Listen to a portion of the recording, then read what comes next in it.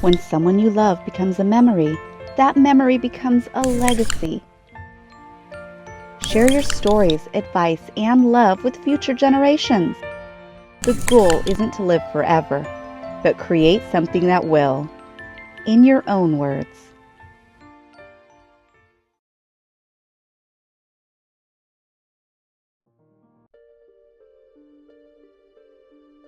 My mother moved in to live with my wife and I 3 years before she died. She was getting a bit frailer, but she was independent right to the end, and it was in the last year when two serious medical problems kind of really took over. She had severe heart problems, which led to 2 heart attacks.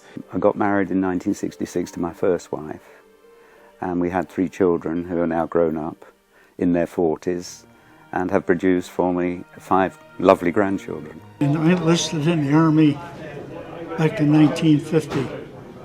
I took my basic training at Fort Dix, New Jersey, and then went to school down in Augusta, Georgia. And upon completing that, I went to the Far East. Far East Command was Korea at the time. And I reminisce when I was young and things I did, and things being with my folks and my sisters and the things we went. We used to live in, we homesteaded land in New Mexico when I was small. I was over in Korea in 53, 54, and I spent 17 months over there. I enjoyed what I saw, but there was a lot of unhappiness over there, which for sure is a sure thing because of what took place.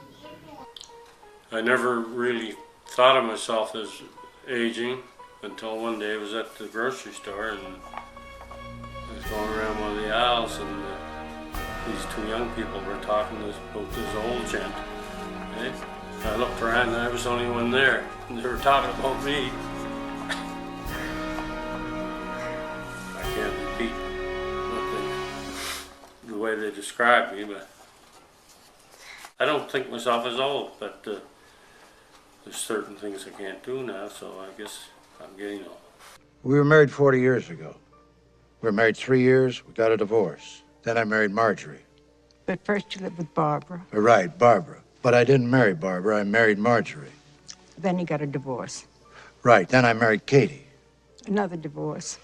Then a couple of years later at Eddie Colicchio's funeral, I ran into her. I was with some girl I don't even remember. Roberta. Right, Roberta. But I couldn't take my eyes off you. I remember I snuck over to her and I said, what did I say? You said, what are you doing after? Right. So I ditched Roberta, we go for coffee, a month later we're married. 35 years today after our first marriage. My sister came down from school and she said, you've got to come up to school to have your photograph taken. And my grandmother said, no, she can't go up. And so she said, oh, but the photograph man is waiting. So she put me a little tight jersey on, very tight, and I screamed when I put it over my head. And away she ran up with me to school.